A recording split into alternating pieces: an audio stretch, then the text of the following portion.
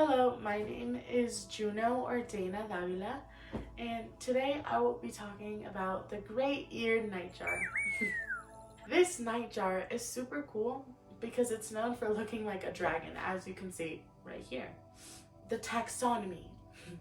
The taxonomy of this Great-Eared Nightjar is obviously domain Eukarya, kingdom Animalia, phylum Chordata, class Aves, order Caprimulgiformes, genus Lyncornis, species Lyncornis macrotis. So the physical characteristics of this bird. So this bird is, like I said before, known for looking like a dragon, and it looks like that because it has long wings, long barred wings, and it has pointy ear tufts. And on its stomach, it has white, but on the rest of its body, it's really patterned and it has colors like brown, grayish, and tan. Adaptations. So these birds are mostly active at night and a little bit at dusk, so that makes these birds nocturnal. And like we talked about before, their patterns, these are really useful to camouflage itself. And one of the most interesting things about these types of birds is that they can lower their body temperature to save energy for themselves. Mating rituals. So one of the kind of main mating rituals I found is that males will clap their feathers together, and this can either mean they're courting a female or they're trying to defend their territory, so it can be like either or. And these birds don't build a nest like on trees like a lot of birds do. Their nest is kind of on the ground, since they're mostly terrestrial, and they only lay a single egg at a time.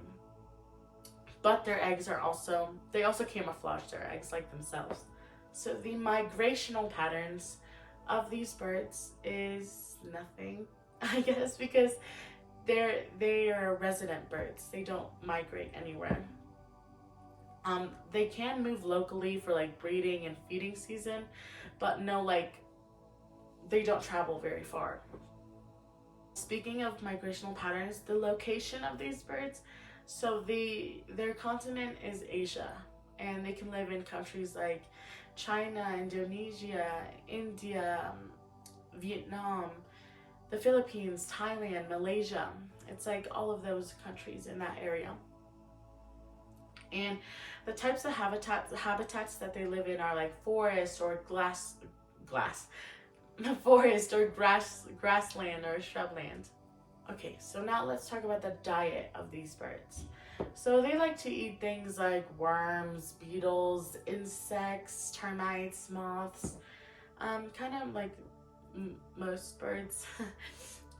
But they have really powerful wings, and their legs aren't as powerful, so they can catch their prey mid-flight. And they can also do this with water, so they can fly down and like grab a little bit of water from that's pretty cool. Now let's talk about if their physical characteristics are more adapted for survival or for mating. And given the fact that they only lay one egg, I would say that their physical characteristics are more adapted to survival, considering also that their patterns are used to camouflage themselves, and they're nocturnal, so that can save them from like daytime predators. And although their characteristics are more adapted for survival, their population is relatively still stable. Now, the role they play in their environment.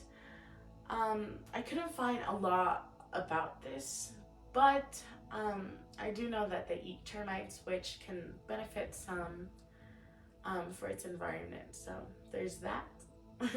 Thank you so much for listening to me talk about a bird that looks like a dragon. Thank you.